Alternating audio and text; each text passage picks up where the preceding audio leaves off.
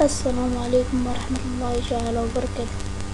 اليوم في هذا الدرس سوف نتعلم طريقة تحميل وتشغيل لعبة بيبسي مان المشهورة على هذا البرنامج، برنامج تشغيل ألعاب البلاي ستيشن 1. سوف تقومون بالذهاب إلى الرابط الموجود أسفل الفيديو باش تقومون بتحميل الملف. اسمه بيبسي مان. بعد تحميله تقومون الآن بفتح البرنامج.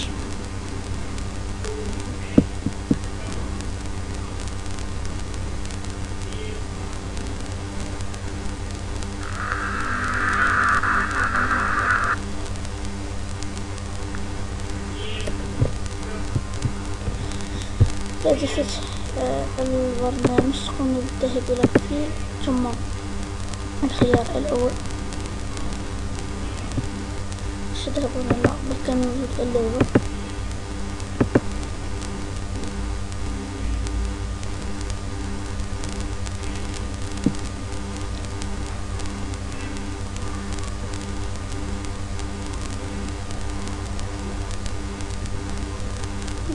حتى يفتح البرنامج ومباشرة سوف تبدأ اللعبة.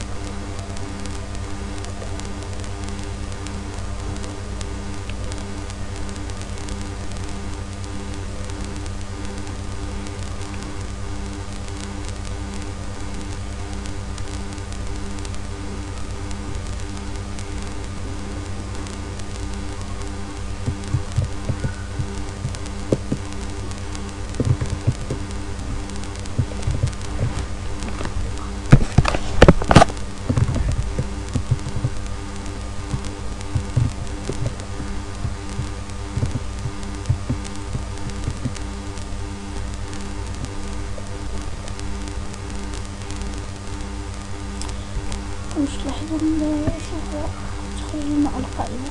نضغط على تسجيل ونقوم بالضغط على زر دي أو بي عفوا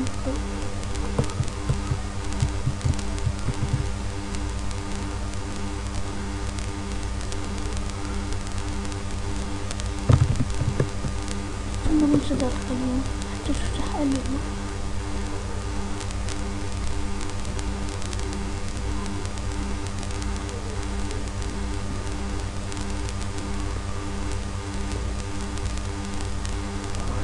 هذه هي اللعبة بعدما فتحت. أنا أصور الآن بكامتازيا ستوديو لتلك بطيئة.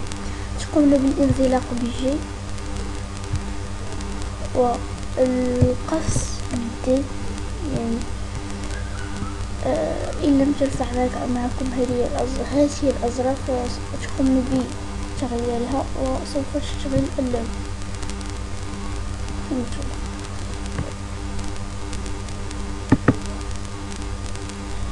شكرا على اشتراككم لنا في هذا الدرس، ولا تنسوا الاشتراك في القناة والتعليقات، وشكرا.